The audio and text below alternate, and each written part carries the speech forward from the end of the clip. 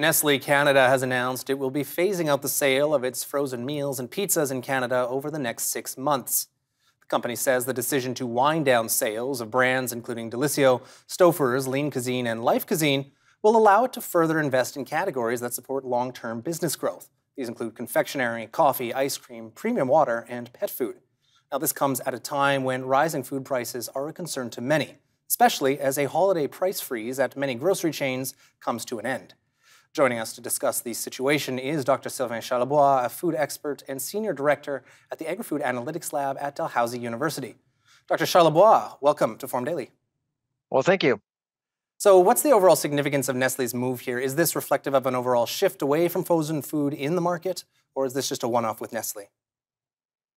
I think it's a one-off because right now, with a higher food inflation rate, there's actually more traffic at the frozen aisle right now. So the Nestle's decision is somewhat counterintuitive, really. I think it has a lot to do with the economics of selling food in Canada, and my guess is that they may have had some challenges dealing with a few grocers and cover the entire market. So they're just withdrawing, but that's going to be allowing other players to come in and fill that void. The problem right now is that we're looking at a 6 month window here. They're exiting in 6 months, which doesn't give the industry a whole lot of time to pivot. Indeed, pivot. And as you mentioned there, you are seeing more traffic at the frozen food aisles. So how significant overall is for the frozen food sector to lowering food costs for families and individuals, as well as the grocery sector writ large?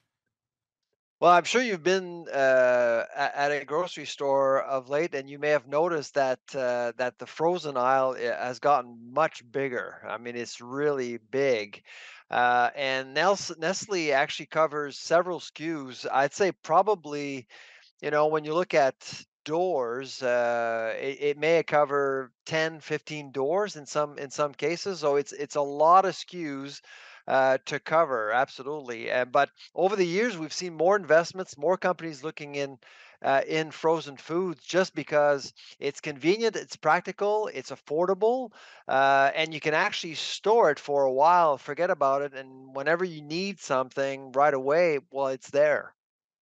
Convenience, yes. Now, shifting gears slightly, we know that the major grocery chains have ended or are ending their holiday price freeze. So what is the impact here? What can consumers expect to come down the pipeline?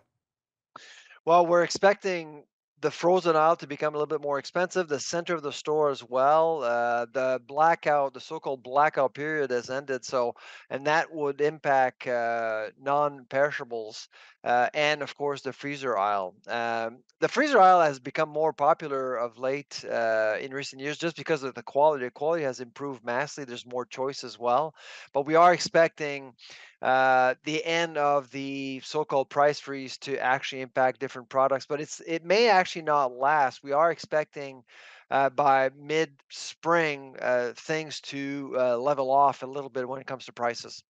Well, mid-spring leveling off prices, I'm sure that's good news for everyone, myself included. Now, if we can take a look at specific grocery sets, what are we expecting to see the biggest price increases? I know you mentioned frozen foods, but are there other sectors as well?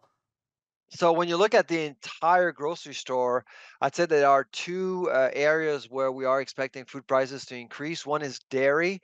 On February 1st, farm milk prices did go up. Farmers are getting more. That's going to work its way. That increase is going to work its way through the supply chain. And that's going to impact consumers. Well, right away with fluid milk, and later on with cheese, yogurt, and other dairy products, unfortunately. And the other category is bakery. Bakery really has gone up in price, and so we are expecting that trend to continue, unfortunately. Bakery, dairy.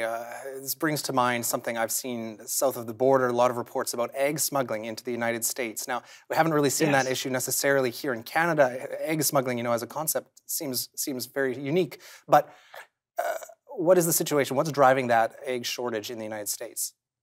That's a good question, and we actually do get that question a lot. A lot of people are concerned about egg prices and egg shortages. The regime in the United States is very different.